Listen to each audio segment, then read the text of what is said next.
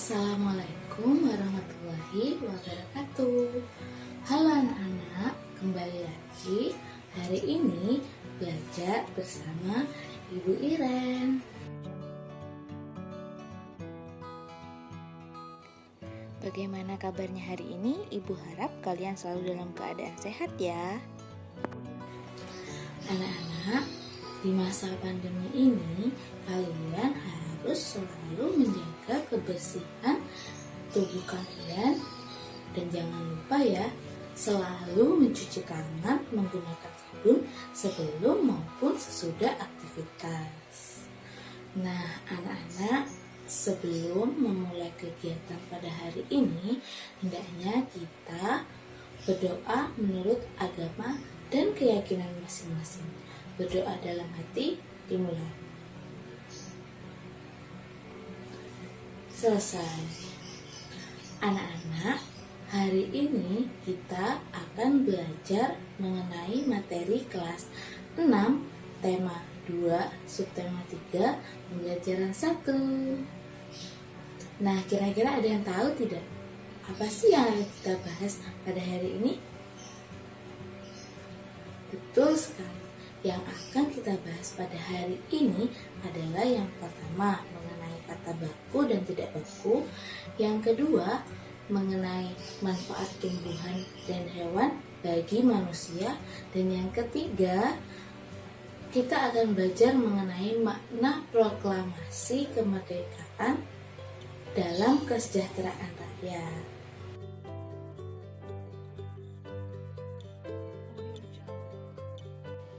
Saatnya kita masuk pada materi, tolong disimak ya.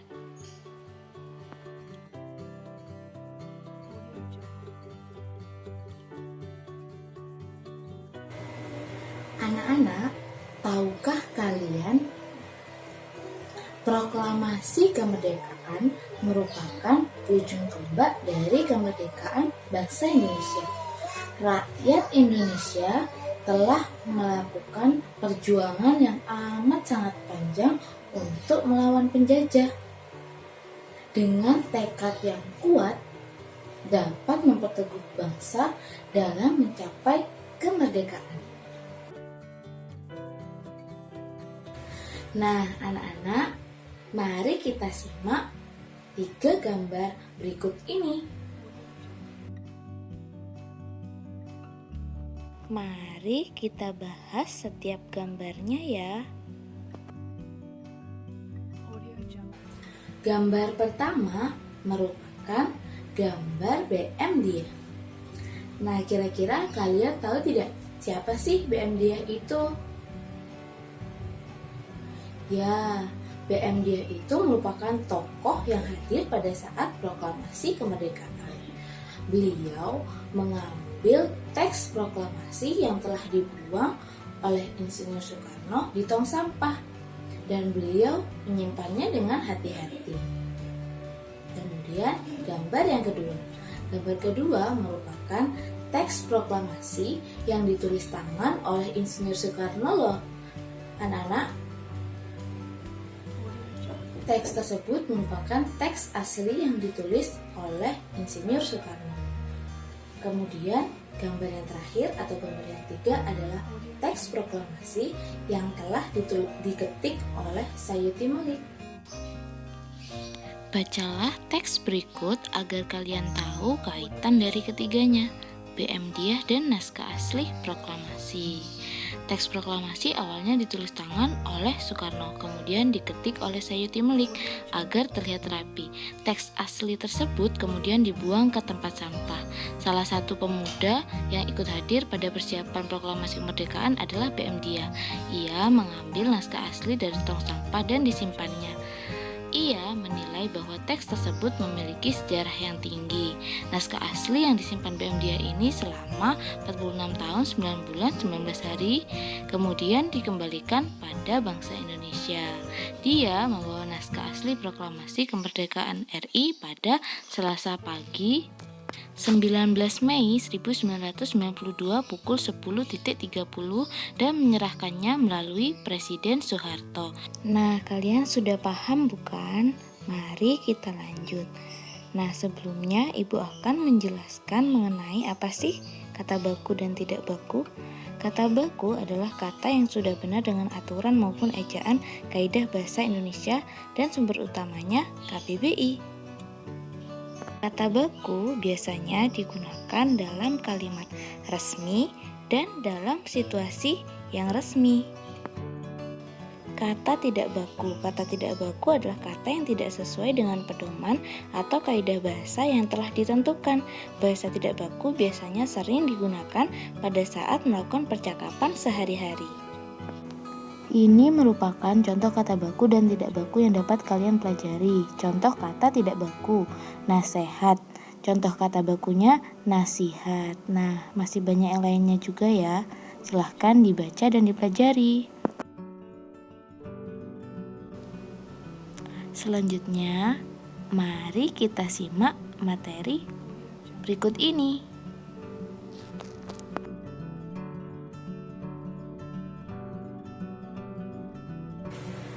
Anak-anak, tahukah kalian mengapa manusia, hewan, dan tumbuhan tidak dapat dipisahkan satu sama lainnya?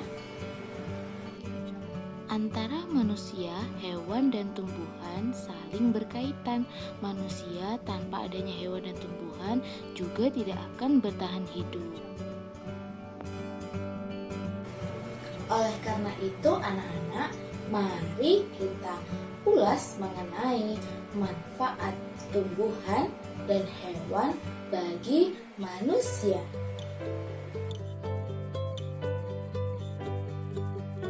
Sebelumnya, mari kita simak dulu teks berikut untuk mengetahui salah satu contoh manfaat hewan dan tumbuhan.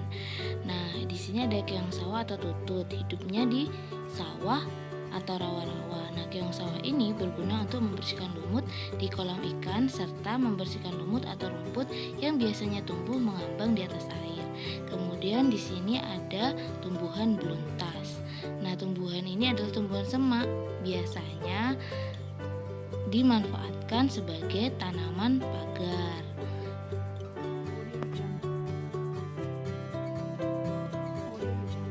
Dari kedua teks tersebut, mari kita pelajari mengenai manfaat hewan dan tumbuhan. Manfaat hewan bagi manusia. Hewan banyak sekali manfaatnya untuk kehidupan manusia, dari daging, kulit, tenaga, dan masih banyak yang lainnya. Yang pertama, sebagai bahan makanan, manusia memanfaatkan daging, telur, dan susu untuk kebutuhan pangan sehari-hari. Lalu, sebagai bahan sandang, kepompong ulat sutra dimanfaatkan untuk bahan pembuatan benang sebagai bahan baku pembuatan pakaian. Kemudian, penghasil bahan kerajinan kulit hewan dapat dimanfaatkan untuk pembuatan kerajinan, baik dari kulit sapi, ular, buaya, dan zebra. Sebagai penghasil pupuk organik, ternyata kotoran hewan juga dapat dimanfaatkan menjadi pupuk. Nah, sebagai penghasil tenaga, salah satunya yaitu hewan dimanfaatkan tenaganya untuk membajak sawah. Itu merupakan manfaat hewan bagi kehidupan manusia. Kita lanjut dengan manfaat tumbuhan bagi manusia ya. Manfaat tumbuhan sebagai sumber makanan, bahan sandang, bahan bangunan, bahan obat-obatan, bahan baku industri, bahan pewarna alami, serta penjaga kualitas air. Sebagai sumber makanan, tumbuhan dimanfaatkan manusia sebagai sumber makanan. Bagian tumbuhan yang dapat diolah menjadi makanan adalah batang, daun, buah, dan biji. Sebagai bahan sandang, serat kapas digunakan sebagai bahan baku pakaian.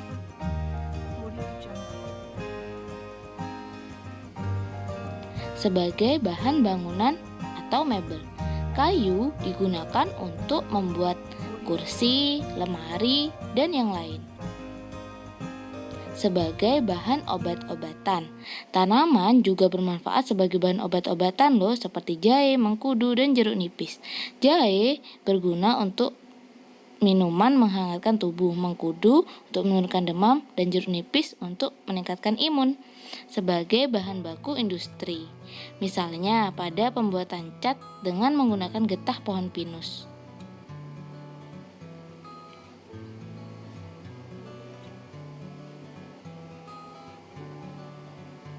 Kemudian bahan pewarna alami. Nah, tumbuhan digunakan untuk bahan pewarna alami loh. Untuk warna hijau bisa didapatkan dari daun pandan, untuk warna kuning bisa didapatkan dari tanaman kunyit.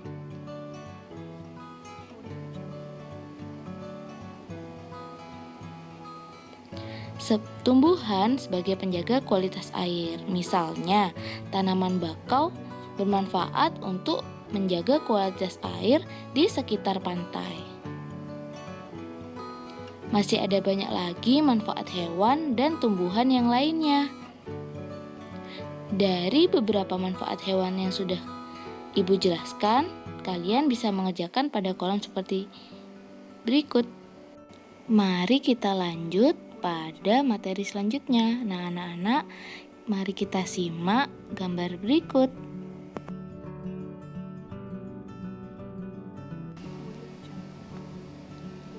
Nah, pada gambar tersebut mencerminkan rakyat yang sejahtera. Bisa kalian amati ya. Apa yang harus dilakukan rakyat agar sejahtera? Tentunya kita sebagai warga negara harus bersatu, saling menjaga, terus berkarya dan berusaha agar kita menjadi sejahtera. Lalu, apa ya tugas kita sebagai pelajar agar menjadi rakyat yang sejahtera?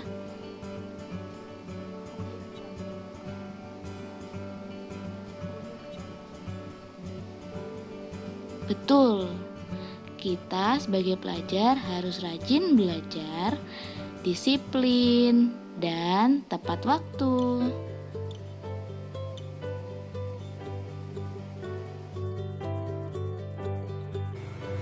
Nah, anak-anak, cukup sekian ya penjelasan yang dapat Ibu sampaikan.